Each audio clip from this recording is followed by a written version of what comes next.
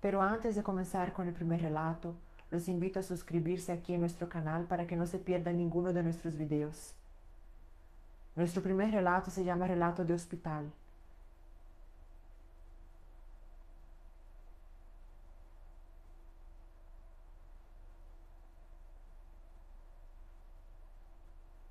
Y probablemente todos ustedes ya deben estar imaginando que lo siguiente seguirá más o menos esta misma línea temática. Fernanda, quiero comenzar diciéndote que puedes llamarme simplemente Isa. Y estoy aquí para compartir con ustedes una situación absolutamente impactante que me ocurrió cuando aún trabajaba en el área de enfermería, en una época en que mi rutina era completamente diferente a la de hoy.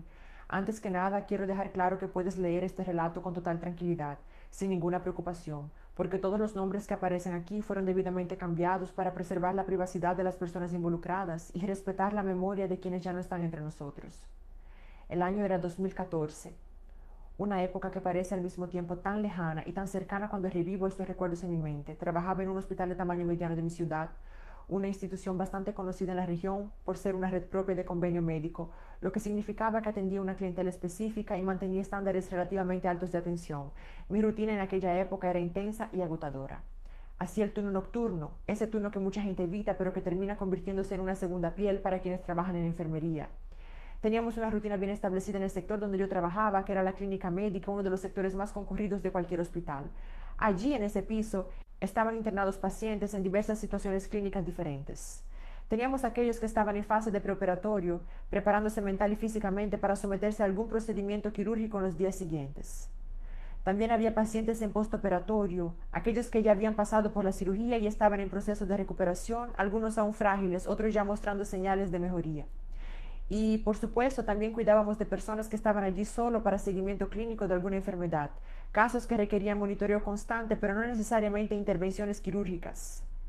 La diversidad de casos hacía nuestro trabajo desafiante y al mismo tiempo enriquecedor, porque cada paciente era un universo único de necesidades y cuidados. Para poder realizar todas esas actividades de manera eficiente y humanizada, trabajábamos en parejas durante el turno. Era una estrategia que funcionaba muy bien, tanto desde el punto de vista de la calidad de la atención como de nuestra propia seguridad y bienestar.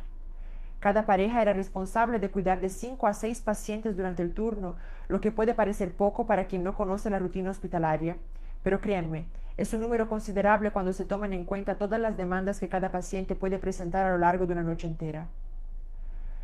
Juntas realizábamos baños cuando era necesario, hacíamos cambios de pañales para los pacientes postrados, prestábamos todos aquellos cuidados básicos fundamentales para la dignidad y el confort de quien está internado. Y todo esto siempre en pareja, porque además de hacer el trabajo más liviano físicamente, también creaba un ambiente de apoyo mutuo esencial en aquellas largas madrugadas. La única excepción a la regla de la pareja era la administración de medicamentos, porque esa tarea cada una de nosotras la hacía individualmente para sus propios pacientes designados, una cuestión de responsabilidad técnica y seguridad farmacológica. En fin, aquella noche específica que cambiaría completamente mi percepción sobre ciertas cosas, todo comenzó de forma absolutamente tranquila y rutinaria. Realizamos toda nuestra rutina habitual antes de la medianoche, siguiendo el protocolo establecido por el hospital, verificando signos vitales, administrando medicaciones programadas, revisando vendajes, conversando brevemente con los pacientes que aún estaban despiertos y tranquilizando a aquellos que mostraban ansiedad o malestar. Hasta ese momento todo estaba completamente normal, sin nada que indicara que aquella sería una noche diferente a las demás. Déjenme describir mejor la estructura física del hospital para que puedan visualizar mentalmente el escenario donde todo ocurrió.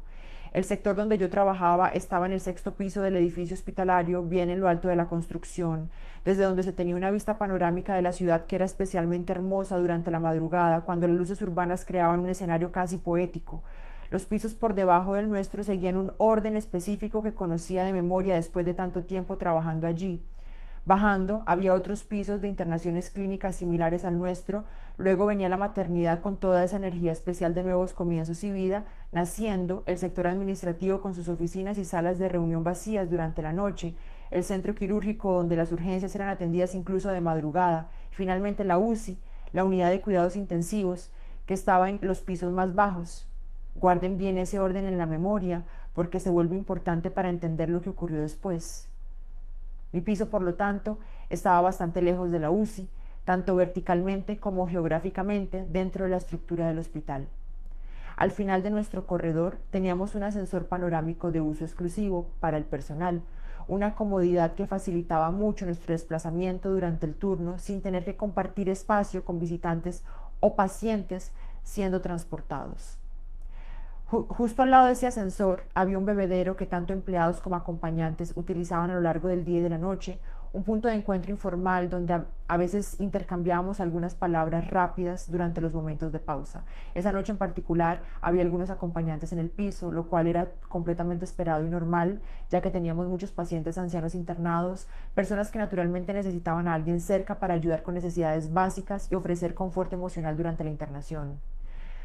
Por el tiempo de internación prolongado de algunos de esos pacientes, ya conocíamos a la mayoría de los acompañantes por su nombre, sabíamos sus historias, entendíamos sus preocupaciones y angustias, y ellos también nos conocían, creando esa familiaridad que hace el ambiente hospitalario un poco menos frío e impersonal.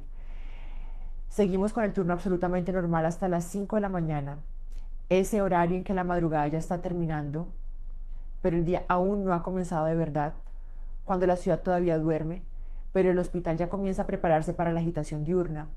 Las 5 de la mañana es el horario sagrado de la rutina de los cambios, ese momento en que preparamos a los pacientes para que a las 6 podamos pasar el turno de forma organizada al equipo del turno siguiente. Es un trabajo metódico, agotador después de una noche entera despierta, pero esencial. Fui con mi pareja Paula a cambiar a una paciente de ella que estaba internada en el último cuarto del corredor, justo antes del ascensor panorámico que mencioné anteriormente. La disposición del cuarto era específica y eso se vuelve relevante para entender lo que ocurrió. Paula estaba posicionada de espaldas a la puerta del cuarto, mientras yo estaba de frente a ella y las dos estábamos alrededor de la cama de la paciente, cada una a un lado, trabajando de forma sincronizada como lo habíamos hecho cientos de veces antes. Detrás de mí estaba la ventana del cuarto, que en ese momento estaba completamente cerrada, algo que noté porque suelo prestar atención a esos detalles. Estábamos allí realizando el cambio con toda la delicadeza y cuidado necesarios, pero había algo particular sobre esa paciente específica. Ella no respondía a estímulos externos, si me entienden lo que eso significa. Era una de esas situaciones clínicas delicadas en que el paciente está presente físicamente pero ausente de otras formas. Por eso, tanto Paula como yo trabajábamos en silencio, solo con esa comunicación no verbal que se desarrolla cuando trabajas en pareja por mucho tiempo, cada una sabiendo exactamente lo que la otra va a hacer a continuación. Estábamos allí quietas, concentradas, cuando de repente sentí un cambio brusco en la temperatura del ambiente. Un frío intenso e inexplicable invadió el cuarto, de esos fríos que parecen venir de adentro hacia afuera, que erizan la piel y hacen que los vellos del brazo se pongan de punta instantáneamente. No era un frío común de aire acondicionado o de una brisa que entra por la ventana, era algo diferente, casi palpable en su intensidad. Automáticamente, sin pensarlo mucho, comenté con Paula de forma casual, intentando encontrar una explicación lógica para esa sensación extraña que me había invadido. Vaya, qué frío, ¿verdad? Voy a cerrar la ventana, dije naturalmente, ya girándome para hacer exactamente eso. Y fue entonces cuando Paula me miró con una expresión ligeramente confusa y dijo algo que me hizo detenerme a mitad del movimiento. Pero la ventana está cerrada, Isa. Y tenía toda la razón. Cuando miré, confirmé que la ventana estaba efectivamente cerrada, completamente cerrada, sin ninguna rendija por donde pudiera entrar ese aire helado que yo estaba sintiendo. Fue exactamente en ese momento, mientras aún procesaba la extrañeza de esa situación con la temperatura, que percibí con el rabillo del ojo algo moviéndose. Había alguien pasando por la puerta del cuarto, que estaba entreabierta. Déjeme explicar por qué la puerta estaba en esa posición. No la cerramos del todo justamente por ser el último cuarto del corredor. Así que en circunstancias normales, generalmente solo el personal del hospital pasaría por esa parte específica del piso. Además, a esa hora de la madrugada, a las 5 de la mañana, teníamos la certeza absoluta de que nadie estaría transitando por allí, así que simplemente no había necesidad de cerrar la puerta por completo. Pero el hecho es que alguien había pasado, yo lo había visto claramente y eso me dejó extremadamente intrigada y curiosa sobre quién podría ser. Movida por esa curiosidad y también por un cierto sentido de responsabilidad profesional, al fin y al cabo era nuestro deber saber quién estaba circulando por el piso a esa hora. Fui hasta la puerta para mirar y verificar quién era. Y lo que vi quedó grabado en mi memoria con una nitidez fotográfica que persiste hasta hoy, años después. Era una chica rubia, relativamente joven por su postura y la forma en que se movía, usando un pantalón jeans de color claro, de esos que casi parecen blancos bajo ciertas luces, y una camiseta blanca simple. Estaba caminando por el corredor en dirección a los otros ascensores, aquellos que normalmente usan los pacientes y sus familiares, no el ascensor panorámico exclusivo para el personal que estaba más cerca de donde estábamos. Mi primer pensamiento, completamente lógico y racional, fue que podría ser alguna familiar de algún paciente internado, tal vez alguien que había pasado la noche en el hospital y estaba saliendo más temprano por algún motivo, o yendo a buscar algo al coche antes de que comenzara el horario oficial de visitas. Me giré inmediatamente hacia Paula para comentarle sobre la persona que había visto, pero cuando ella vino hasta la puerta para mirar también, intentando identificar quién era esa mujer de quien yo hablaba, simplemente no vio nada. El corredor estaba completamente vacío, silencioso, sin ninguna señal de que alguien hubiera pasado por allí segundos antes. Paula me miró con esa expresión mitad bromista, mitad preocupada, y dijo en tono de broma que yo necesitaba dormir porque estaba empezando a ver cosas, que el turno nocturno estaba afectando mi percepción de la realidad. Nos reímos un poco de eso, aunque yo aún estaba confundida y segura de lo que había visto, y volvimos a terminar nuestro trabajo con la paciente. Terminamos el turno sin más inconvenientes, pasamos todo correctamente al equipo del día, y cuando finalmente llegó el momento de irnos, ya exhaustas después de una noche entera de trabajo, ocurrió algo que cambiaría completamente mi interpretación de todo lo que había pasado. A la salida del hospital me encontré con Flavia, una colega que trabajaba en la UCI en ese piso de abajo que mencioné al principio.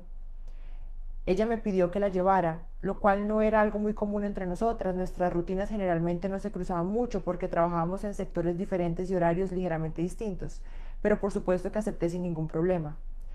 Paula también iba con nosotras, así que fuimos las tres en el coche. En el camino, mientras conducíamos por las calles aún vacías de esa mañana que comenzaba, estábamos conversando casualmente sobre cómo había sido el turno de cada una.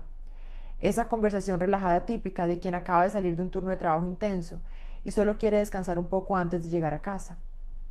Fue entonces cuando Flavia soltó un comentario que hizo que mi corazón se helara y mi estómago se revolviera. Vaya, tuvimos un fallecimiento justo al final del turno, dijo ella con ese tono profesional pero también humanamente tocado que todos desarrollamos cuando lidiamos con la muerte en el ambiente hospitalario. Y luego agregó algo que lo hacía aún más cercano y real. Incluso era una chica que estuvo con ustedes allá en la clínica médica hace unos días, antes de necesitar ser transferida a la UCI cuando su cuadro se complicó. Siempre fui muy buena con nombres y rostros. Es una característica mía que siempre me ayudó mucho en el trabajo de enfermería. Así que inmediatamente, casi por reflejo, pregunté quién era la chica, su nombre, intentando localizar en mi memoria de qué paciente específicamente hablaba Flavia. Cuando ella dijo el nombre, cuando simplemente dijo, ah, su nombre era Juana, juro que casi chocó el coche en ese momento. Mis manos temblaron en el volante. Mi corazón se disparó, sentí un frío recorrer todo mi cuerpo, ese mismo frío inexplicable que había sentido horas antes en ese cuarto, ¿verdad? Aún intentando procesar la información, aún esperando que fuera otra Juana, no aquella en la que estaba pensando, pregunté con la voz ligeramente temblorosa, ¿esa rubia joven? Y la confirmación llegó de forma simple y directa cuando Flavia dijo que sí, era ella misma. Y fue exactamente en ese momento, dentro del coche, con el sol comenzando a salir y la ciudad despertando a nuestro alrededor, que finalmente entendí quién había visto en el corredor a las 5 de la mañana. No era una familiar visitando a un paciente, no era una empleada de otro sector, no era mi imaginación cansada, jugándome trucos después de un largo turno nocturno. Era Joana, esa chica joven, rubia, de pantalón jeans claro y camiseta blanca, exactamente como la conocía, exactamente como había sido transferida de nuestro piso a la UCI días antes.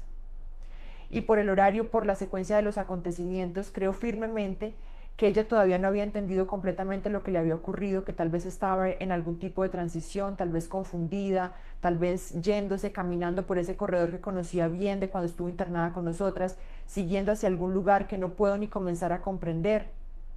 Y bueno, eso es todo, ese es mi relato, esa es la experiencia que llevo conmigo desde aquel día de 2014 y que cambió completamente mi visión sobre muchas cosas relacionadas con la vida, la muerte y lo que puede existir en ese espacio nebuloso entre una cosa y la otra. Espero sinceramente que hayas disfrutado mi relato, Fernanda, y que te haya tocado de alguna forma, aunque sea un relato pesado, denso, lleno de emociones complejas. Un gran beso para ti. Pero lo contaste después, ¿verdad? Le dijiste a Flavia que habías visto a Juana en el corredor. Pobrecita Juana. Y me quedo pensando, ¿saben? ¿Será que realmente era ella yéndose? Partiéndose hacia otro lugar. ¡Ay, gente! ¡Qué situación! ¡Qué tristeza tan profunda! Es realmente muy triste este tipo de relatos, ¿no creen? Como que me quedo aquí reflexionando sobre eso. Es exactamente por eso que no me gusta mucho traer Quienes me acompañan desde hace más tiempo ya deben haber notado que no hay muchos relatos así en el canal, de este tipo tan pesado. De hospital sí aparecen algunos, pero no son tantos como podrían ser considerando que mucha gente trabaja en el área de la salud y tiene experiencias para compartir. Eso es porque realmente solo los traigo cuando se junta una buena cantidad de relatos hospitalarios, cuando se acumula lo suficiente para hacer una colección decente, entonces vengo y los comparto con ustedes. Pero notarán principalmente quienes sean más nuevos aquí en el canal, quienes acaban de llegar o están conociendo el contenido ahora, que no voy a estar trayendo con mucha frecuencia este tipo de relatos de este tipo específico donde hay personas falleciendo, donde la muerte está presente de forma tan directa y palpable. Hay gente, no me gusta, miren, no es que tenga antipatía por el tema, porque sería algo irónico tener un canal de relatos sobrenaturales y tener antipatía por historias sobre la muerte, pero es que hablando en serio ahora, no me gusta mucho. No tengo mucha facilidad para aceptar y procesar la muerte como concepto, como realidad inevitable de la existencia humana. Y creo que eso ocurre porque tuve contacto con la muerte desde muy, muy temprano en mi vida. Muy temprano incluso, a una edad en que los niños deberían estar pensando en jugar, en divertirse, no en procesar la finitud de la vida. Desde muy joven vi personas falleciendo y la mayoría de esas muertes que presencié o de las que tuve conocimiento cercano siempre estaban relacionadas con enfermedades, así que no eran muertes repentinas que ocurren de golpe. Eran procesos lentos, dolorosos, gradualmente devastadores, donde iba viendo a las personas literalmente falleciendo poco a poco, perdiendo vitalidad día tras día, semana tras semana, a veces mes tras mes. Es un tipo de experiencia que marca profundamente, que crea cicatrices emocionales que no se ven físicamente, pero que están ahí, influyendo en cómo uno ve el mundo. No me gusta, lo confieso abiertamente, le tengo pavor, pavor de verdad, pavor genuino y visceral a la muerte y a todo lo que involucra ese proceso final de la existencia. Y es exactamente por eso que no traigo esos relatos con mucha frecuencia aquí al canal, porque sinceramente me afectan un poco. No es solo un poco, a veces me afectan bastante, mueven emociones profundas, revuelven memorias que prefiero mantener guardadas en algún rincón oscuro de la mente. Realmente no me gusta y creo que es importante ser honesta con ustedes sobre eso.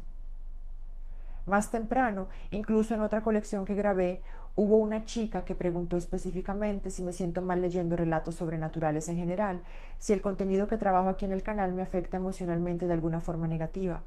Y ahora, aprovechando para complementar la respuesta que le di, no sé si ella está escuchando esta colección también, pero quiero dejar claro que estos relatos así, específicamente los que tratan de la muerte directamente, de la vida después de la muerte, de esas transiciones entre estados de existencia, ay, definitivamente no me gustan mucho. Estos relatos en particular, a diferencia de otros tipos de historias sobrenaturales que son más ligeras o más enfocadas en otros aspectos de lo paranormal, realmente me afectan un poco emocionalmente, tocan cuestiones profundas que llevo conmigo. Así que genuinamente es por eso que no traigo este tipo de contenido con frecuencia. Es una decisión consciente para preservar mi propia salud mental y emocional. Pero en fin, a pesar de todo lo que expliqué, de toda esta dificultad personal con el tema, quiero agradecer mucho de todo corazón a Isa por haber enviado ese relato tan personal, tan cargado de emoción y significado. Sé que compartir experiencias así no es fácil, que toca memorias que tal vez sea más cómodo dejar guardadas, y por eso valoro enormemente la confianza de haber enviado esa historia para ser compartida aquí. Muchas gracias de verdad. Bien, vamos al siguiente relato de hoy. Y vamos ahora al siguiente relato que también se llama de forma genérica relato hospitalario, uno más de esta serie de historias intensas que ocurren en estos ambientes cargados. Hola Fernanda, me llamo Juliana y quiero compartir algunas experiencias impactantes. No, en realidad me doy cuenta ahora que el relato va a tener otro título más específico que se llama Historias que viví en el hospital, un título que engloba varias experiencias diferentes.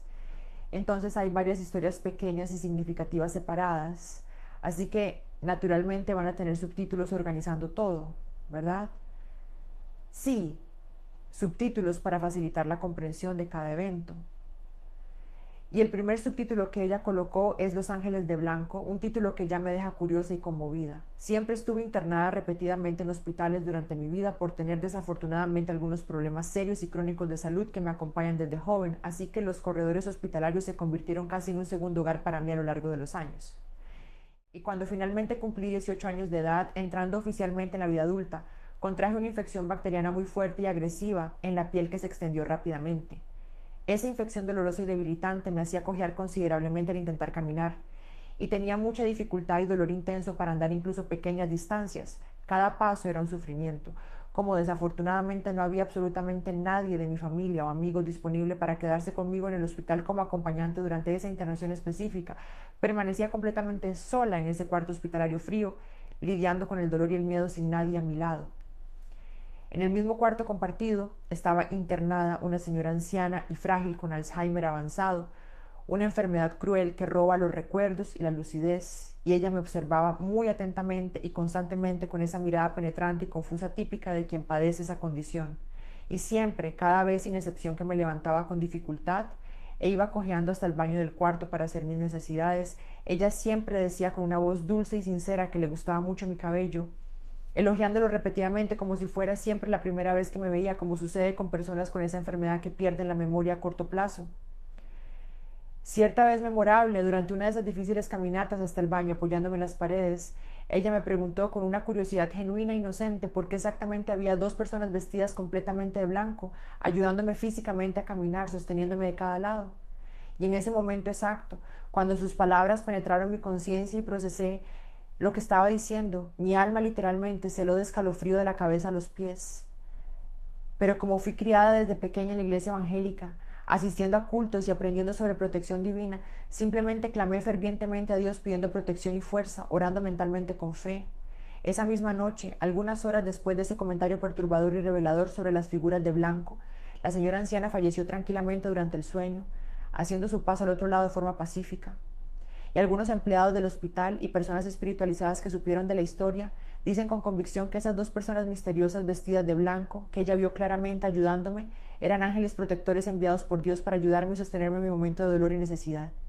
Y que precisamente por estar ella a punto de partir de este mundo, estando con un pie ya en el otro lado, pudo verlos claramente cuando nosotros los mortales comunes no podemos ver esas presencias celestiales. Sí, realmente tiene mucho sentido cuando uno se detiene a analizar espiritualmente. Realmente por estar ella tan cerca de hacer el paso definitivo, ¿verdad? Su velo entre los mundos ya se estaba volviendo más fino y transparente. Y ahí viene el segundo relato que me marcó profundamente, titulado La señora y el hijo. Una historia que me pone la piel de gallina hasta hoy cuando lo recuerdo. Otra vez, en una internación posterior después de hacerme un trasplante de riñón extremadamente delicado y necesario para mi supervivencia, quedé internada nuevamente en un cuarto hospitalario compartido con una señora de edad avanzada, cuya familia cruel e inhumana literalmente la había abandonado en el hospital sin ningún remordimiento ni piedad. Ella conversaba mucho conmigo durante los días, buscando compañía y alguien que la escuchara. Y en una de esas conversas largas e íntimas contó con lágrimas en los ojos que su único hijo amado había fallecido trágicamente cuando era apenas un niño pequeño, un niño de unos 7 u 8 años y que nunca había logrado superar completamente esa pérdida devastadora. Después de pasar unos 2 días enteros con ella compartiendo ese cuarto y escuchando sus historias de vida durante una noche específica que quedaría grabada para siempre en mi memoria, percibí gradualmente que comenzó a decir cosas extrañas y desconcertantes que no entendía bien, frases sueltas y sin sentido aparente. Decía asustada ver bichos e insectos subiendo por las paredes del cuarto, apuntando y gritando a criaturas invisibles. Pero hasta ahí todo bien. Pensé que eran solo alucinaciones comunes en pacientes ancianos y medicados, hasta que de repente, de forma completamente inesperada, comenzó a conversar animadamente y emocionada con su hijo fallecido, llamándolo por su nombre con ternura. Sin embargo, y esto me erizó completamente, no había absolutamente nadie más físicamente presente en el cuarto además de nosotras dos. Era solo nosotras dos allí en ese espacio, yo en mi cama y ella en la suya, nadie más. Ella hablaba tiernamente como si estuviera realmente conversando con alguien real al lado de su cama, lloraba copiosamente de emoción, reía de cosas que solo ella escuchaba, y durante toda esa larga e interminable noche me pedía insistentemente y con urgencia que llamara a las enfermeras varias y varias veces repetidamente diciendo que necesitaba ayuda, que necesitaba algo que yo no entendía. Sinceramente no pude dormir absolutamente nada esa noche entera. Me quedé despierta, angustiada, escuchando esa conversación unilateral y siendo testigo de esa escena perturbadora y al mismo tiempo conmovedora, hasta que cuando fueron más o menos las 6:30, 7 horas de la mañana siguiente, cuando el sol comenzaba a entrar tímidamente por la ventana, ella finalmente se quedó en silencio completo y absoluto, dejando de hablar y de moverse. Y yo, exhausta y aliviada, pensé ingenuamente que finalmente se había dormido tranquilamente después de esa noche agitada y agotadora. Hasta que comenzaron a entrar apresuradamente en el cuarto varios enfermeros y médicos de turno respondiendo al alarme de los monitores. Pero desafortunadamente al final descubrimos que ella había fallecido durante ese silencio, había partido mientras yo creía que dormía. No sé con certeza absoluta, pero muchas personas espiritualistas y estudiosos del tema dicen con convicción que cuando la persona está a punto de partir de este mundo, haciendo esa transición final entre la vida y la muerte, puede ver cosas y seres que nosotros que permanecemos vivos no podemos ver, ¿verdad? Como si un portal entre dimensiones se abriera brevemente. Estos son solo algunos de los relatos más impactantes que viví y presencié durante mis varias internaciones en hospitales a lo largo de la vida. Son historias profundamente marcadas por dolor físico intenso, por fe inquebrantable en momentos difíciles y por el misterio inexplicable del mundo espiritual, pero también están marcadas por presencias invisibles y protectoras que me mostraron repetidamente que nunca estuve realmente sola, incluso en los momentos más solitarios y aterradores. Un beso cariñoso para ti, Fernanda. Y quiero decir, un gran beso para ti también, Juliana. ¿Sí? Muchas gracias por compartir esas experiencias tan intensas y personales. Y gente, qué tristeza profunda, increíble saber que te quedabas completamente sola en los hospitales durante tus internaciones. Ay, gente, qué terrible, eso me parte el corazón genuinamente. Ay, me indigna. Es que así sé perfectamente que depende mucho de la costumbre y la cultura de cada familia también, ¿verdad? Cada una tiene sus valores y prioridades diferentes. Pero igual en mi familia específicamente, tanto por parte de madre como por parte de padre, absolutamente nadie se queda nunca solo en el hospital bajo ninguna circunstancia. Es una regla no escrita, pero extremadamente respetada. Gente, de la nada aparecen unos parientes lejanos que uno nunca tuvo tanta convivencia cercana durante la vida normal, primos de tercer grado que apenas conocemos, pero cuando alguien está internado, la persona está allí en el hospital, haciendo fielmente su papel de acompañante dedicado. Va sí a hacer compañía, no se va a quedar nadie solo y abandonado de ninguna manera. Recuerdo perfectamente que de la nada van a aparecer unas personas muy aleatorias e inesperadas cuando algún pariente mío queda internado, gente que ni sabíamos que le importaba tanto, pero va todo el mundo. Gente, en mi familia no hay absolutamente eso de dejar a alguien solo en el hospital, no hay. Si estás vivo y respirando y no trabajas al día siguiente, como tener que marcar tarjeta a las 7 o 8 de la mañana en algún empleo formal, vas al hospital sí sin quejarte. Quedarte allí con la persona internada dando apoyo y compañía, vas obligatoriamente. Gente, en serio, es algo realmente cultural y arraigado, profundamente arraigado en mi familia desde generaciones. Nunca, bajo ninguna circunstancia, un paciente puede quedarse solo y abandonado en el hospital. No puede de ninguna manera, de ninguna circunstancia realmente. Tiene que quedarse obligatoriamente a alguien allí haciendo compañía y dando apoyo emocional. Recuerdo incluso que hubo una situación interesante con una pariente mía hace muchos años que inicialmente nadie quería quedarse acompañando porque la chica era muy problemática y metida en líos, muy complicada de verdad. Y ella, ay gente, estoy riendo, pero en realidad no tiene nada de gracioso. Eso fue hace muchos y muchos años atrás y hoy, con la distancia temporal y sabiendo que sobrevivió, puedo incluso reírme un poco de la situación absurda, ¿sí? Porque ya tiene muchos años, gente, creo que ya tiene más de 14, 15 años que eso ocurrió y se convirtió en historia de familia. Y ella, cara, intentó quitarse la vida deliberadamente, pero intentó quitarse la vida no fue porque tenía depresión clínica o problemas psicológicos serios, no fue exactamente por eso como generalmente ocurre. Intentó acabar con su propia vida porque se metió con cosas muy malas y peligrosas, se involucró con gente equivocada en situaciones criminales.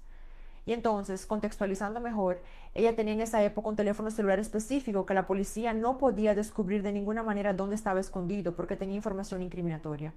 Entonces, ¿qué hizo cuando se vio acorralada? Intentó quitarse la vida tomando una sobredosis de pastillas, intentando escapar de las consecuencias. Y gente, fue un alboroto tremendo en la familia, un alboroto enorme de verdad.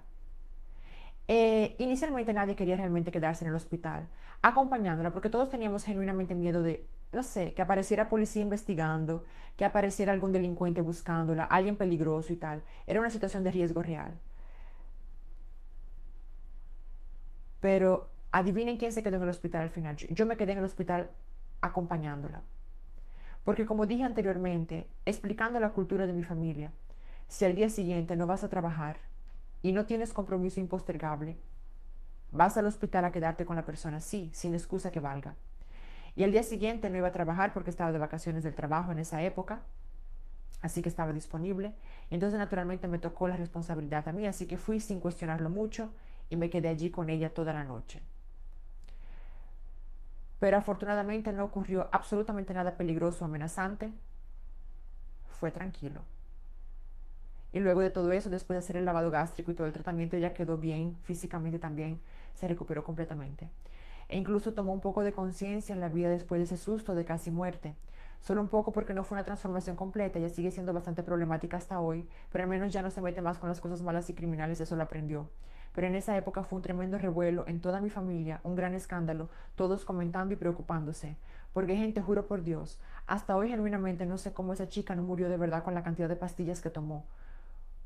Fue así, literalmente Dios protegiéndola y actuando misericordiosamente en su vida, un milagro médico. Y entonces toda la gente de la familia tenía miedo de la situación y las posibles consecuencias. Pero aún así, gente, y eso es lo importante de destacar, aunque ella estuviera completamente equivocada moralmente, completamente involucrada en cosas criminosas y peligrosas, aún así tuvo acompañante dedicado en el hospital dando apoyo, porque familia es familia, independientemente de los errores.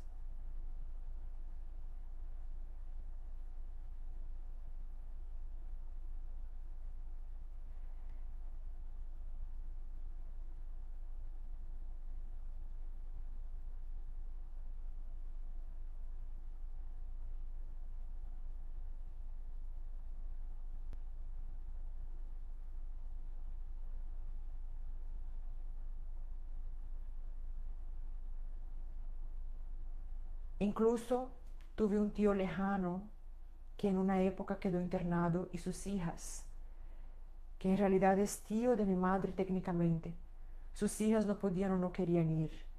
Iban incluso a pagar a alguien profesionalmente para acompañar. Y entonces la gente de la familia dijo, no, de ninguna manera nosotros vamos a hacer eso. Todo el mundo se va a turnar e ir. Al final ellas pagaron igual porque insistieron, ¿eh? Hubo un día específico que fui voluntariamente y ellas incluso me pagaron después por el tiempo. Incluso ya trabajé profesionalmente con eso también durante un periodo de la vida, quedándome en hospitales como acompañante contratada, cuidando de pacientes diversos, porque realmente da un buen dinero quedarse en el hospital así acompañando. Y cuidando a un paciente que necesita atención constante, es un trabajo que paga relativamente bien. Pero en fin, no voy a mentir, no es una rutina fácil o tranquila de ninguna manera. Es extremadamente difícil y agotador. No es un dinero fácil, a pesar de ser un buen ingreso y compensador financieramente, es un dinero muy trabajoso y sudado. Mucho. Es un trabajo bastante agotador física y emocionalmente, cansa demasiado el cuerpo y la mente. Pero volviendo al relato, me quedé genuinamente impactada. En serio, ni fueron los fantasmas y apariciones sobrenaturales los que más me asustaron de toda esta historia, sino el hecho devastador y triste de que la pobrecita de la chica de Juliana se quedara completamente sola y abandonada en el hospital durante internaciones serias. Para mí personalmente, con mi crianza y valores familiares, es prácticamente un crimen moral, una crueldad de verdad que un pariente deje al otro totalmente solo y desamparado en el hospital, especialmente en momentos tan vulnerables de enfermedad y dolor. Pero, en fin, no voy a extenderme más en ese asunto porque ya hablé demasiado y estoy siendo repetitiva. Un gran beso. ¿Sí? Muchas gracias de verdad, Juliana, por compartir. Y si tiene más relatos interesantes que contar, mándalos para nosotros que vamos a adorar leerlos y compartirlos con todos. Y vamos ahora al siguiente relato intenso y emocionante que se llama Hospital del Cáncer, un título que ya carga mucho dolor. Hola, Fernanda, ¿cómo estás? Voy a aprovechar el impulso de los relatos de hospital que has estado compartiendo y mandarte el mío también, que es bastante pesado emocionalmente. Estuve cuidando dedicadamente a mi tía querida durante todo el periodo de su cáncer agresivo, acompañando cada momento difícil. Ay, ¿puedo decir el nombre específico del hospital donde todo esto ocurrió? Gente, pensándolo bien, creo que es mejor no decir el nombre completo por cuestiones legales y de respeto. Pero puedo decir que el hospital queda ubicado en el estado de Maranhão, en el nordeste de Brasil. Sí, pero definitivamente no voy a decir el nombre exacto del hospital. ¿Está bien? Solo por si acaso no ocurre alguna complicación legal y tenga que retirar urgentemente este relato después, porque sinceramente no sé exactamente sobre todos los detalles de lo que voy a relatar. Saben, el relato puede acabar yendo por un sesgo muy aterrador o revelador, contando algo muy malo o perturbador y así estar exponiendo negativamente el hospital y su reputación de forma inadvertida. Pero en fin, solo para contextualizar adecuadamente la relación familiar y que entiendan quiénes son las personas involucradas, ella es mi tía de consideración y afecto profundo, pues estaba casada con mi tío biológico de sangre. Solo que la consideraba emocionalmente mucho más a ella, tenía mucha más afinidad y cariño por ella que por mi propio tío de sangre verdadero, que nunca fue muy presente. Y así, solo para que no se confundan en la mente de ustedes a lo largo de la narrativa, porque voy a mencionar y poner a la hermana de ella en medio del relato también en varios momentos, así que dejo eso claro desde ya. Ese hospital del cáncer específico es un lugar extremadamente triste y pesado, lleno de mucho dolor humano palpable, de sufrimiento constante, y que desafortunadamente tiene muchas muertes ocurriendo por día todos los días. Es un lugar de despedidas constantes. Y pretendo sinceramente nunca más volver a ese lugar absolutamente horrible y cargado mientras viva. Para mí, que soy medio natural y sensitiva desde niña pequeña, habiendo tenido siempre esa capacidad de ver y sentir el mundo espiritual, nunca sabía con certeza si estaba durante las largas madrugadas allí charlando casualmente con alguien que estaba vivo físicamente o con alguien que ya había fallecido y estaba vagando por los corredores. Miren, era un caos sensorial y espiritual completo, extremadamente confuso y perturbador. Me quedaba responsable de cuidar a mi tía querida durante todo el periodo de la noche, haciendo el turno nocturno, y ella quedaba internada en el ala privada del hospital, que era más cómoda. Así que afortunadamente teníamos acceso a un cuarto privado que era prácticamente un mini apartamento bien equipado, con baño propio y todo. A veces me quedaba yo, ella enferma en la cama, y la hermana de ella ayudándonos y haciéndonos compañía también. Éramos un equipo unido. Y uno de los episodios sobrenaturales más impactantes ocurrió precisamente en una de esas noches largas que pasábamos juntas allí. Bueno, para describir el escenario físicamente, yo estaba acostada allí descansando en el sofá cómodo del cuarto y la hermana de mi tía estaba acomodada en el sillón reclinable al lado. Y la disposición del cuarto era así: la cama hospitalaria, el sillón reclinable y el sofá estaban todos allí, estratégicamente uno al lado del otro, muy cerca para facilitar el cuidado. Cuando era exactamente la medianoche, en punto, siguiendo la rutina médica establecida, siempre nos levantábamos fielmente para dar todos los medicamentos prescritos a la tía, asegurándonos de que tomara todo correctamente. Y luego nos volvíamos a acostar cansadas y nos quedábamos allí conversando en voz baja para no molestar, o bien mirando silenciosamente el celular para pasar el tiempo. Solo sé que en eso, esa noche específica, yo estaba cabeceando levemente allí en el sofá, medio durmiendo, medio despierta, y las chicas, mi tía y la hermana de ella, estaban aparentemente bien y tranquilas. Y yo estaba acostada en el sofá, específicamente boca abajo, en una posición cómoda. Fue entonces que de repente me desperté completamente asustada, pues recibí una palmada fuerte y sonora en las nalgas. ¿Saben esa palmada que hace ruido? Llegó y sonó fuerte esa palmada, imposible de ignorar. Inmediatamente miré asustada y confundida a la hermana de mi tía, que estaba en el sillón al lado, y dije medio riendo, medio nerviosa: uy, ¿te volviste lesbiana ahora? ¿O qué? Estás pegándome las nalgas de esa manera. Y entonces ella simplemente volteó el rostro hacia mí con una expresión genuinamente confusa y dijo con sinceridad: yo no te pegué nada. Pensé sinceramente que tú estabas volviéndote loca y te estabas pegando sola por algún motivo extraño. Y entonces inmediatamente me levanté del sofá alarmada, encendí rápidamente la luz fuerte del cuarto para ver mejor la situación. Y la tía, aquella que estaba gravemente enferma de cáncer, estaba profundamente durmiendo y ni se movió con la luz. Y sin contar que por cuenta de la enfermedad avanzada y debilitante, ni siquiera podía levantarse sola de la cama sin ayuda, mucho menos cruzar el cuarto y pegarme. Y fue exactamente donde dije con convicción: fulana, mira, definitivamente no me pegué sola como una loca. Recibí, fue una palmada bien dada en las nalgas por algo invisible. Y entonces seguí hablando fuerte y enojada al aire: sal de aquí ahora mismo, fantasma tarado pervertido del diablo. ¡Vete!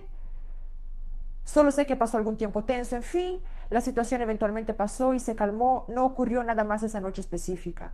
Hasta que el día 25 de diciembre de 2023, exactamente en Navidad, una fecha que debería ser de celebración, estábamos completamente solas en el hospital y solo estábamos yo y mi tía enferma, sin nadie más para hacernos compañía.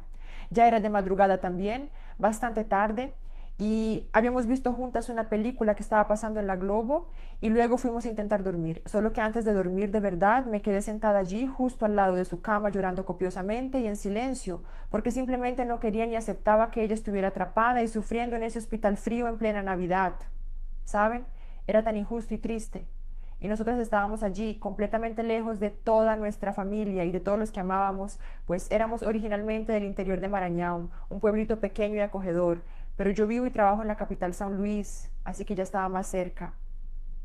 Pero aún así, en esa fecha tan especial y familiar, deberíamos estar en el interior con todo el mundo de la familia, absolutamente todos reunidos, celebrando juntos, riendo, comiendo, festejando.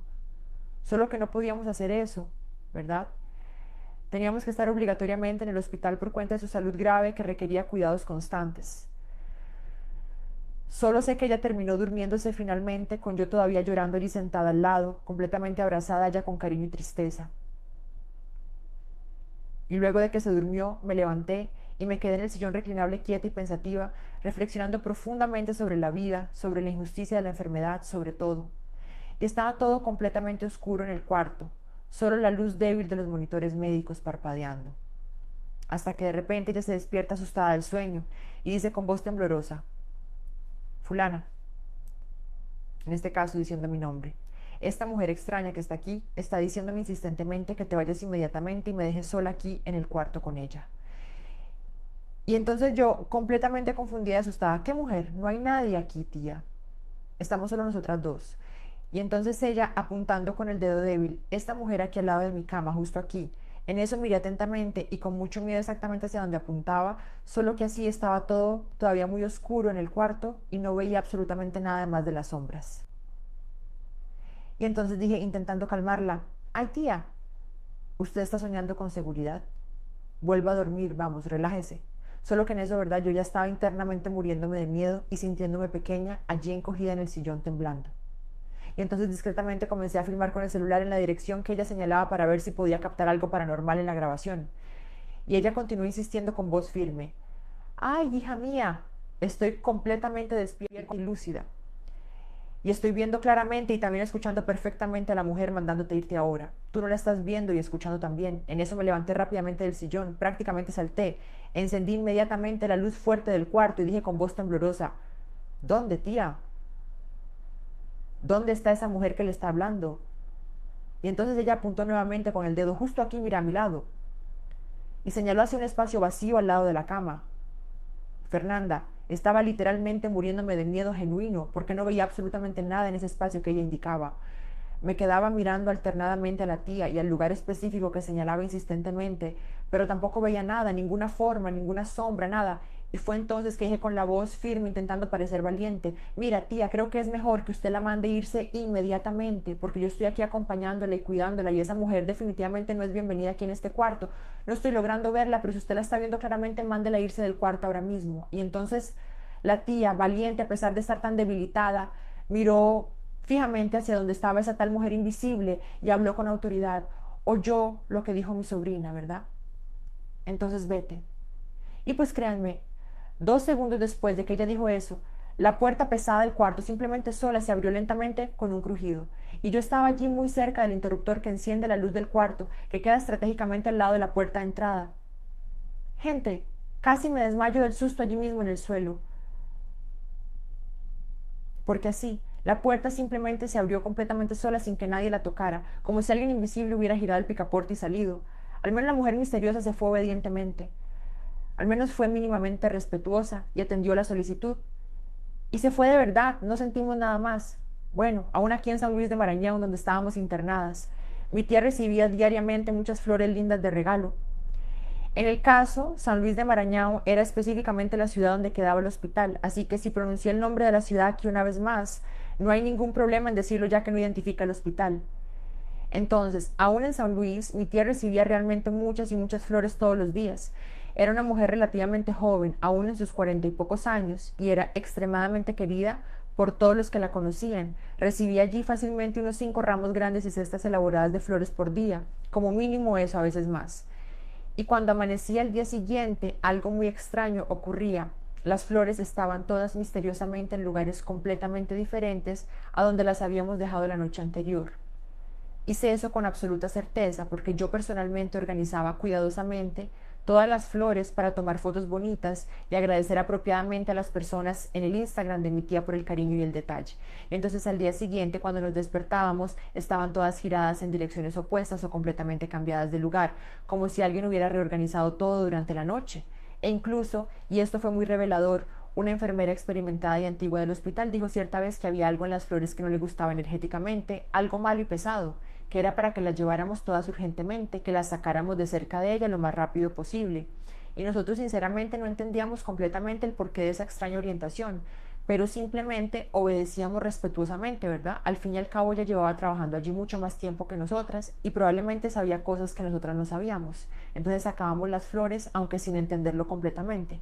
Antes de que el año 2023 terminara y comenzara 2024, el médico oncólogo responsable ya le había dado formalmente el alta del hospital, pues según él no había absolutamente nada más que pudiera hacer allí en el hospital, no había más tratamiento disponible.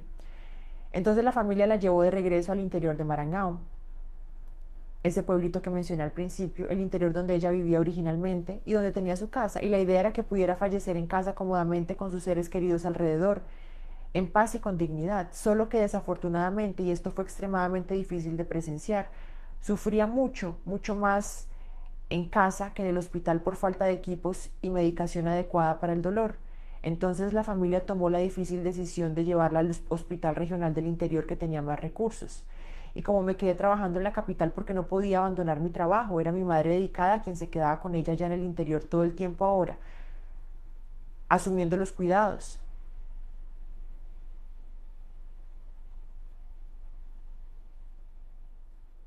¿Recuerdan que dije anteriormente que grabé ese episodio aterrador de la mujer misteriosa en el cuarto?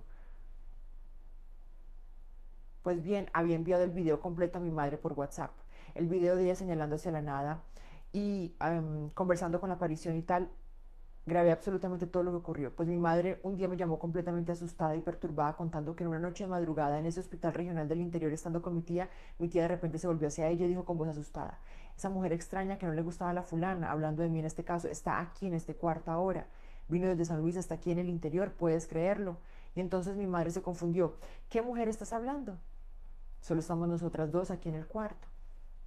Entonces mi tía continuó aterrada, la misma que mandaba a la fulana a irse allá en San Luis, ¿recuerdas? Está aquí ahora y me está asustando mucho. No debería haber venido hasta aquí persiguiéndome. En eso mi madre, que es muy religiosa y fuerte espiritualmente, comenzó inmediatamente a orar fervientemente en voz alta y a reprender a esa entidad en nombre de Jesús. Y entonces, y esto me parte el corazón contarlo, 2 días después de esa aparición final, mi tía querida falleció en el interior, dejándome completamente devastada y destruida emocionalmente, y dejando a toda la familia en luto profundo, ¿verdad? Y aunque ella ya había sido dada de alta oficialmente por los médicos que dijeron que no había más nada que hacer, todos todavía creíamos firmemente en la cura divina, todavía teníamos esperanza de un milagro. ¿Y quién diablos era esa mujer misteriosa y perturbadora que estaba, no sé, acompañando y persiguiendo a ella, que se hizo presente tanto en San Luis, en la capital, como en el interior distante de Maranhão? ¿Qué quería? Sé que probablemente nunca sabremos la verdad completa. No voy a enviar el video que grabé porque es algo muy íntimo y doloroso. Tiene la vocecita débil y temblorosa de mi tía hablando y me duele profundamente mucho escucharlo y mirar esas imágenes. Pero eso es todo. Desafortunadamente la perdimos trágicamente a esa terrible enfermedad que es el cáncer. Y esos fueron solo algunos de los relatos más impactantes que pasé y viví en ese hospital del cáncer durante esos meses difíciles. Hubo muchos otros episodios aterradores también, como sentir respiración caliente y pesada justo al oído cuando tomaba sola el ascensor tarde de noche. El ascensor también llegó a detenerse conmigo dentro y quedé atrapada sola en la oscuridad por varios minutos aterrada. Sentía constantemente las personas fallecidas, los espíritus, todo el tiempo cerca de nosotras circulando por los corredores. Era así un caos espiritual total y opresivo. Besos cariñosos y que Dios y nuestros seres queridos desencarnados logren proteger a todos nosotros de esa maldita enfermedad horrible que es el cáncer. Y quiero comentar, mira, ni hablar de esa enfermedad terrible. Y ahí el relato se cierra por aquí. Un enorme beso, ¿sí? Y amén sincero por lo que dijiste al final, estoy completamente de acuerdo. Esa enfermedad es absolutamente terrible, gente. Terrible, terrible, terrible, de verdad. Ya perdí varios parientes queridos por ella y no es nada bonito de ver, la verdad. ¿Sabe una cosa que me quedé pensando intensamente, que es una teoría que planteo aquí para que ustedes consideren? Ya pararon para analizar y reflexionar que su tía, queriéndolo no reconocer, era una mujer relativamente joven todavía, no tenía ni 50 años. ¿Ya pararon para pensar en eso? Es así, sé perfectamente y reconozco que el cáncer no elige edad alguna, ataca a jóvenes y a viejos por igual. Sé eso muy bien, ¿no? pero ya pararon para analizar críticamente, tipo así, durante todo el desarrollo del relato. O tal vez incluso ustedes que están escuchando ahora, ¿verdad? Que fue la chica valiente que escribió y vivió la historia. Ya pararon para analizar fríamente la posibilidad de que tal vez podría haber sido algo espiritual enviado deliberadamente para su tía, una demanda, un trabajo hecho. Y ahí ese espíritu maligno de la mujer se quedaba allí pegado a ella constantemente. ¿Por qué, gente? Así, queriéndolo o no. En hospital, desafortunadamente, es muy común ver y sentir ese tipo de cosas sobrenatural. Esa cuestión de los susurros nocturnos, de las presencias y todo lo que ocurre en esos lugares. Solo que haber acompañado a ella específicamente por tanto tiempo y tan intensamente, siguiéndola incluso de una ciudad a otra, creo sinceramente que es algo que escapa mucho de los parámetros normales allí de los fantasmas comunes de hospitales, ¿verdad? Los fantasmas residuales suelen quedarse atrapados en un lugar. Entonces, fue una teoría fuerte que me surgió aquí. Quién sabe si no podría haber sido algo que fue enviado espiritualmente para ella por alguien, ¿verdad? A veces alguien que no le gustaba tenía envidia o rencor y de repente las flores sospechosas pueden incluso ser de esa persona malintencionada, ¿verdad? Esa persona que le envió algo que no le gustaba profundamente, que a veces enviaba intencionalmente algo negativo escondido en las flores lindas. Y es exactamente por eso que la enfermera que a veces tenía un pie allí en el mundo espiritual y era sensitiva, tampoco le gustaban esas flores y sentía algo malo. Porque la enfermera experimentada de repente sentía claramente que había algo de muy malo energéticamente en las flores, algo pesado y maligno. A veces era alguna demanda espiritual para medio que solo completar y finalizar el trabajo maléfico que ya había sido hecho anteriormente. Me quedé pensando mucho profundamente en eso.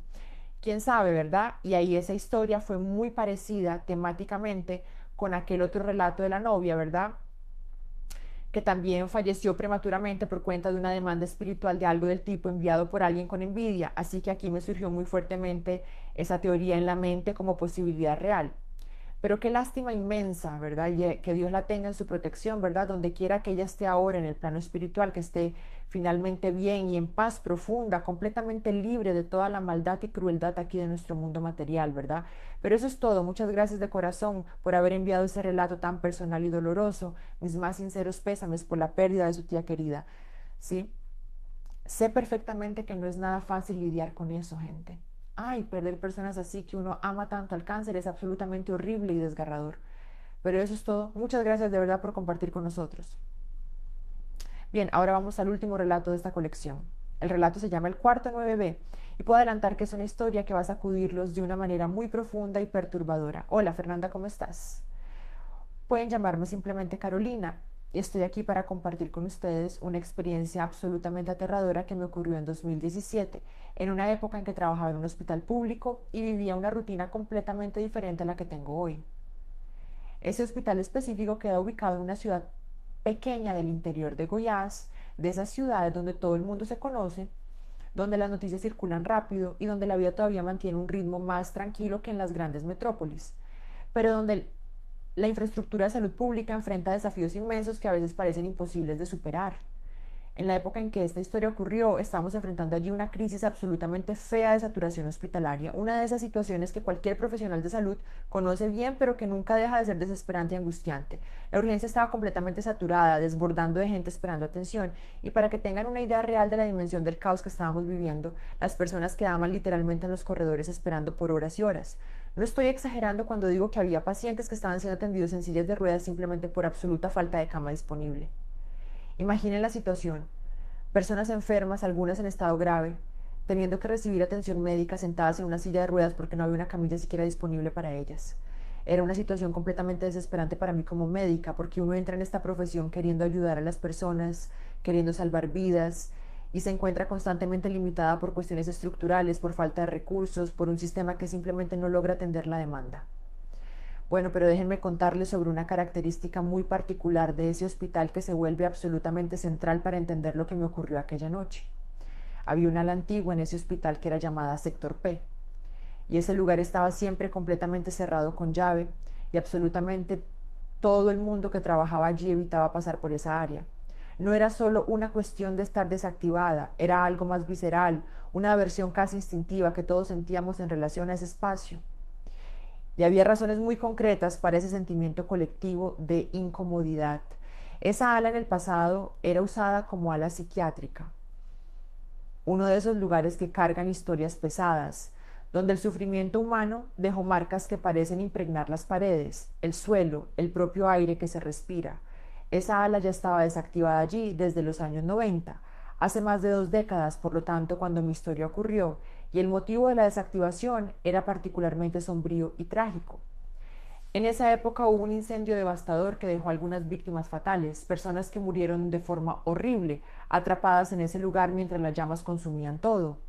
Después de esa tragedia, el lugar nunca fue reformado, nunca fue restaurado, simplemente permaneció allí como una especie de monumento involuntario a esa tragedia. Y miren, para que entiendan cuán precaria era la situación del hospital en términos de recursos, piensen conmigo, si no había dinero ni para lo básico, para las necesidades más elementales del funcionamiento de un hospital, imaginen entonces para reformar esa ala entera, reconstruir todo de cero. Simplemente no había dinero, no había prioridad, no había interés en meterse con eso. Solo estoy explicando todo esto en detalle para que puedan entender realmente cuál era la situación que estábamos viviendo, el contexto completo de esta historia. Y hay algo que siempre me dejó bastante pensativa e intrigada, algo que nunca logré entender completamente. Por algún motivo que nadie nunca supo explicarme bien, nunca demolieron esa parte del hospital. Y eso es extraño cuando uno para a pensar, porque objetivamente hablando sería mucho más práctico, más lógico, más económico incluso, simplemente demoler esa estructura vieja y deteriorada, que dejar esa ala horrible allí parada de esa manera, ocupando espacio, deteriorándose cada vez más, convirtiéndose en un problema estructural potencial. Pero en fin, la solución que encontraron fue simplemente cerrar todo y olvidar que existía. Y la puerta principal que daba acceso a esa ala vivía permanentemente cerrada con una cadena gruesa y resistente, de esas que dejan bien claro que nadie debe entrar allí bajo ninguna circunstancia. Fue en una de las noches más absolutamente caóticas que logro recordar de haber trabajado en ese hospital que todo ocurrió. Era alrededor de las 2 de la mañana, ese horario de la madrugada en que el cansancio ya comienza a pesar en los huesos, pero el trabajo simplemente no para, cuando uno está funcionando más en piloto automático que con lucidez plena. Estaba completamente atareada de trabajo, intentando desesperadamente resolver la internación de 2 pacientes en estado crítico, haciendo malabares con la falta de recursos y de camas, cuando uno de los guardias de seguridad del hospital me llamó con cierta urgencia, y por su tono de voz, por la expresión en el rostro, se podía percibir que algo estaba mal. Parecía visiblemente nervioso, inquieto, y dijo algo que me hizo dejar todo lo que estaba haciendo. Algún paciente había sido colocado en el sector P. En ese momento, Fernanda, simplemente me congelé. Sentí un escalofrío recorrer mi espalda porque aquello no tenía el menor sentido. Nadie, absolutamente nadie tenía autorización ni razón para estar en esa ala desactivada. El guardia entonces me mostró las imágenes de la cámara de seguridad de la entrada lateral del hospital y allí, en la pantalla granulada y algo oscura de la grabación, se podía ver claramente a una mujer caminando completamente sola por el corredor en dirección al ala cerrada. Era una mujer visiblemente delgada, con cabello largo que se balanceaba mientras se movía, y estaba caminando de forma extrañamente lenta, casi como si estuviera flotando, con pasos medidos y deliberados. Y entonces, en la filmación, simplemente abrió una puerta, esa puerta específica que debería estar cerrada con cadena, y entró como si aquello fuera la cosa más natural del mundo. Mi cabeza inmediatamente fue a buscar una explicación lógica y racional para lo que estaba viendo, porque así funcionamos como profesionales de salud, siempre buscando la explicación más plausible primero. Con toda la confusión absurda de esa noche que se convertía en madrugada, con pacientes siendo movidos de un lado a otro, con nuevos casos llegando a cada momento, pensé que tal vez alguien del equipo, completamente perdido y confundido en el caos, podría haber colocado a esa mujer allí por error, sin darse cuenta de que la estaba llevando a un área desactivada. O tal vez pensé ella estuviera sintiéndose tan mal, con tanto sufrimiento, que en un intento desesperado de encontrar ayuda, hubiera entrado a ese ala, creyendo que allí habría alguien que pudiera auxiliarla. Y les juro, Fernanda, había una confusión tan monumental. Yo estaba trabajando tan intensamente, tan enfocada en salvar vidas y resolver problemas uno detrás del otro, que ni por un solo segundo pensé en algo sobrenatural o paranormal.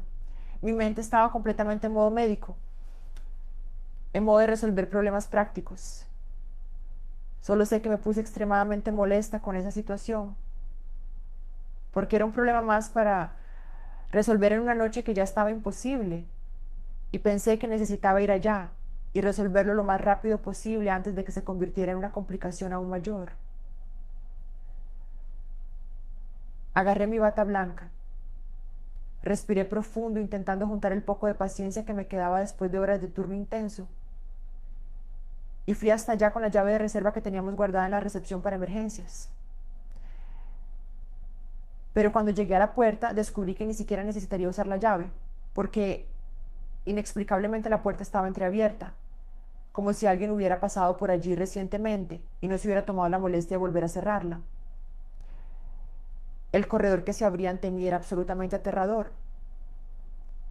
Era oscuro, con esa oscuridad densa y pesada que parece tener sustancia, que parece envolverlo a uno como una manta húmeda.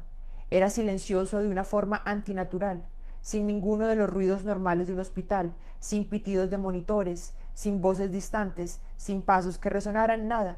Y había ese olor absolutamente horrible de cosa vieja, de moho acumulado durante décadas, de abandono y deterioro, un olor que se pegaba a la garganta y hacía querer toser. Intenté encender la luz buscando el interruptor en la pared, pero cuando finalmente logré encenderla, la iluminación funcionaba de forma precaria y perturbadora, parpadeaba constantemente, creando ese efecto estroboscópico que distorsiona la percepción de la realidad. Las paredes estaban visiblemente cubiertas de moho en varios tonos de negro y verde, manchas que parecían tener vida propia, que parecían extenderse como organismos vivos alimentándose de esa estructura abandonada. Y fue allí, al fondo de ese maldito corredor, que finalmente vi a la mujer del video de seguridad. Estaba completamente quieta, estática como una estatua de espaldas a mí, posicionada justo frente a la puerta del cuarto identificado como 9B. Comencé a hablarle, intentando usar un tono de voz profesional pero también amable, explicando que allí era un área interdicta por cuestiones de seguridad, que ella no podía estar allí y que era para que viniera conmigo, que yo la llevaría al cuarto correcto, donde podría recibir la atención adecuada. Intenté sonar calma, tranquilizadora, aunque con esa sensación creciente de incomodidad que comenzaba a formarse en el fondo de mi estómago, solo que la mujer simplemente no respondió absolutamente nada. Ninguna palabra, ningún gesto de reconocimiento, ningún movimiento indicando que había escuchado lo que dije. Ella simplemente giró el rostro muy, muy lentamente, con una lentitud deliberada y perturbadora.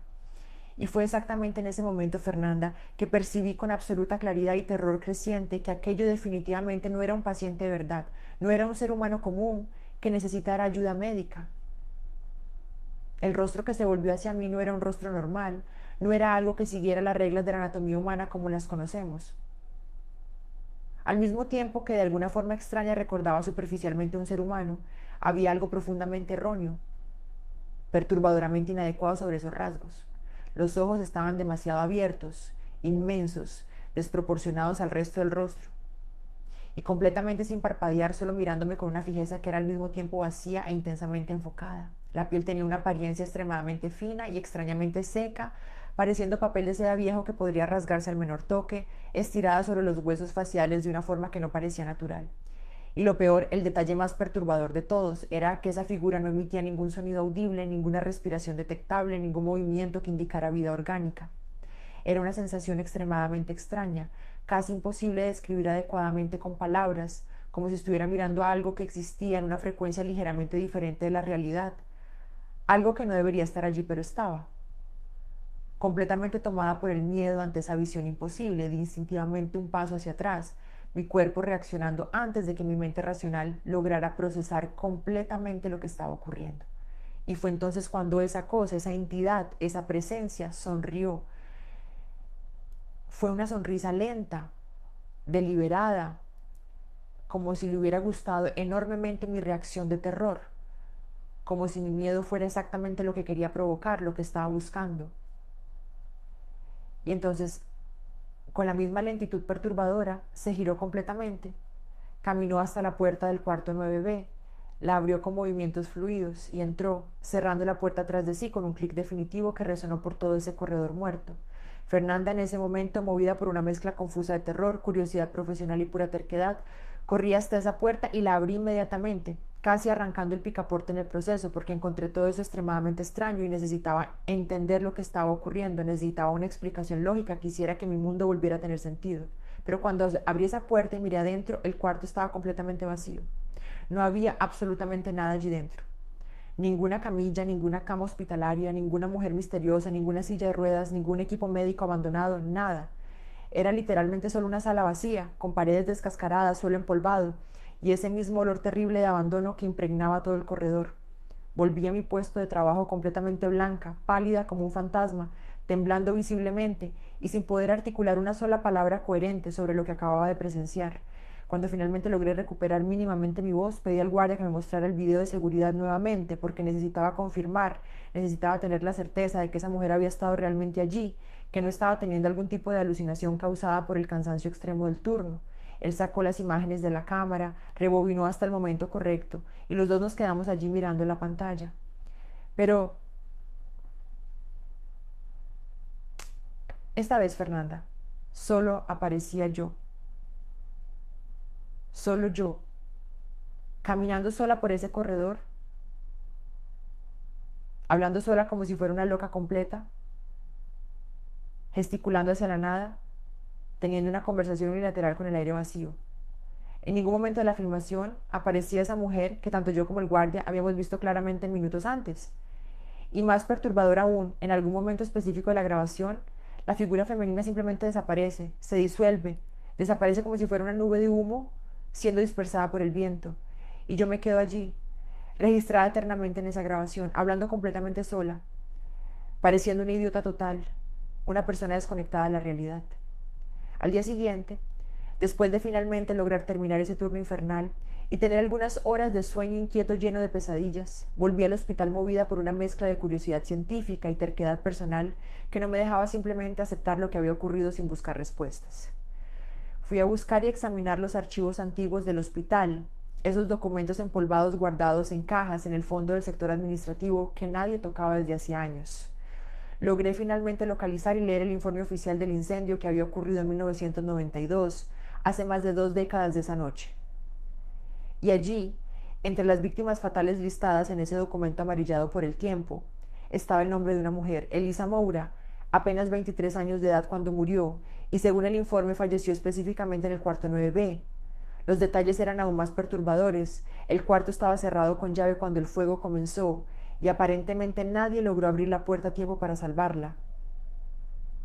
Murió atrapada, sola, aterrorizada, mientras las llamas consumían todo a su alrededor.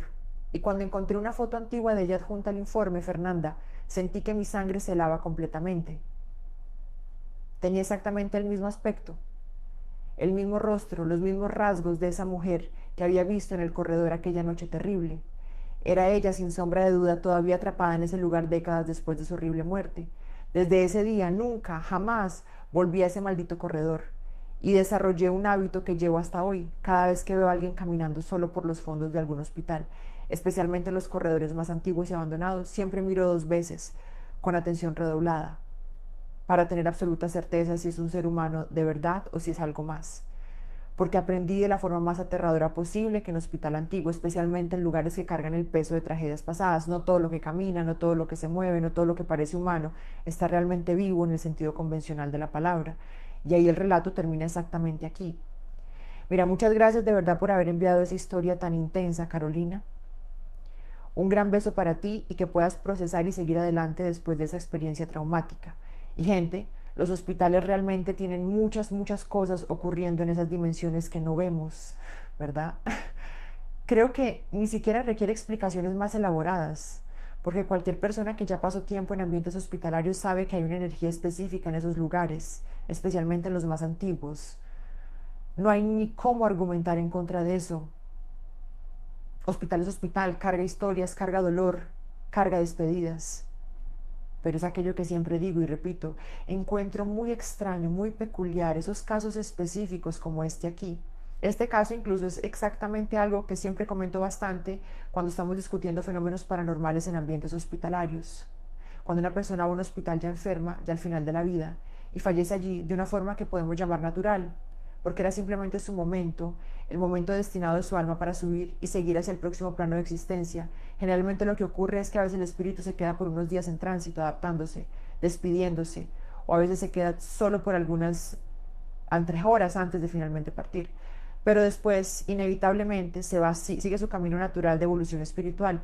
Pero sinceramente no creo que cuando un espíritu se queda mucho, mucho tiempo aprisionado en un hospital, igual que ocurre en este caso aquí, Elisa, sea de hecho alguien que murió de una forma completamente natural y pacífica dentro de los hospitales. Siempre creo que en esos casos prolongados de encantamiento es algún espíritu que está buscando venganza, que está atrapado por un rencor profundo, por un trauma no resuelto, por justicia no alcanzada. Y este caso aquí de Carolina es claramente, obviamente, uno de esos casos clásicos de aprisionamiento por trauma. Elisa murió solo porque nadie fue allá y abrió esa puerta del cuarto 9B a tiempo. Nadie la salvó de esas llamas terribles y carga ese rencor inmenso, esa rabia justificada, esa sensación de abandono e injusticia que simplemente no deja su vida, no, corrigiéndome, que no deja su alma seguir el camino natural que debería seguir después de la muerte física. Pero en fin, independientemente de todas esas reflexiones y análisis que podemos hacer sobre la naturaleza de esos fenómenos, de cualquier forma, muchas gracias de verdad, de todo corazón, por haber enviado ese relato tan intenso y perturbador. Y quiero agradecer a todos los que se quedaron hasta el final del video. Si quieren ver también su historia contada aquí en el canal, solo tienen que enviar su relato al correo electrónico que está fijado debajo del video. Y si aún no están suscritos en nuestro canal, aprovechen para suscribirse y dejar su like. Un beso y que Dios los bendiga a todos.